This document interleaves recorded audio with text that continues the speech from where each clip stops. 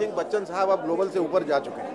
अब उनको कोई ब्रह्मांड का या कोई कक्षा का कोई एक नया अवार्ड देना चाहिए, क्योंकि उनको सारे अवार्ड मिल चुके हैं। वो सारे अवार्ड के लायक भी हैं, उससे ऊपर भी हैं। मैं नहीं समझता कि अब कोई अवार्ड ऐसा कोई बचा है जो बच्चन साहब को नहीं मिला है। जी जी। तो ये अवार्ड वो ग्लोबली कह लें, पृथ्वी का कह लें, पृथ्वी से बाहर कह लें, मंगल ग्रह का कह लें, चंद्रमा का कह लें, सारे अवार्ड बच्चन साहब को जाने चाहिए। बच्चन साहब ही डिजर्व। शेखर सर, एक चीज जानना चाहेंगे, आजकल देश में जहाँ ये भी चल रहा है तो वही कहीं ना कहीं पॉलिटिक्स को लेकर के काफी सारी चीजें बहुत लोग कंफ्यूज हैं इस बार के इलेक्शन को लेकर। आप बता दीजिए। हम भी उतने ही कंफ्यूज हैं। ये कंफ्यूजन जो है वो सब में है, क्योंकि इस तरह का जो चुनाव है वो पहले कभी नहीं हुआ।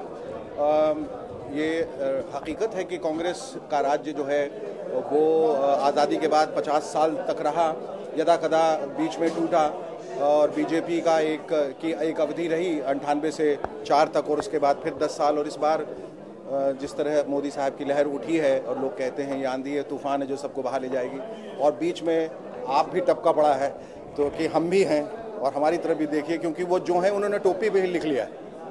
इससे पहले कि लोग भूल जाएं तो बार बार लिख के याद भी दिला देते हैं कि मैं कौन हूँ, कहाँ से हूँ, आम हूँ, ख़ास हूँ।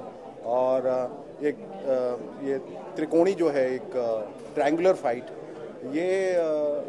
ये तो मतलब जिस तरह से कई फिल्में बॉक्स ऑफिस में कंफ्यूज कर जाती हैं कि ये चलेंगी या नहीं चलेंगी, उस तरह से ये बड़ा कहना मुश्किल है कि 3 फिल्में एक साथ रिलीज़ हो रही हैं कि उसमें से कौन बॉक्स ऑफिस में ज़्यादा पैसे कमाएगी। पर मेरे ख्याल से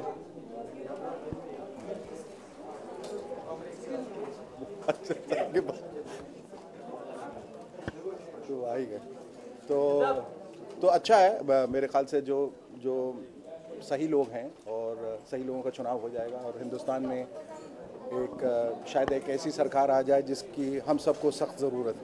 शेखर सर, आप अपने फैंस को क्या राय देना चाहते हैं इस बार वोट करने से पहले किन मुद्दों को ध्यान में रखें? देखिए, मुद्दे तो वही रहते हैं, मुद्दे घूम फिर के वही रहते हैं, चाहे वो महंगाई के हों, चाहे वो बेरोज़गारी के हों, चाहे वो भ्रष्टाचार का हो, चाहे वो आर्थिक विकास का हो, चाहे वो वुमेन एम्पावरमेंट का हो या औरतों की सुरक्षा का हो।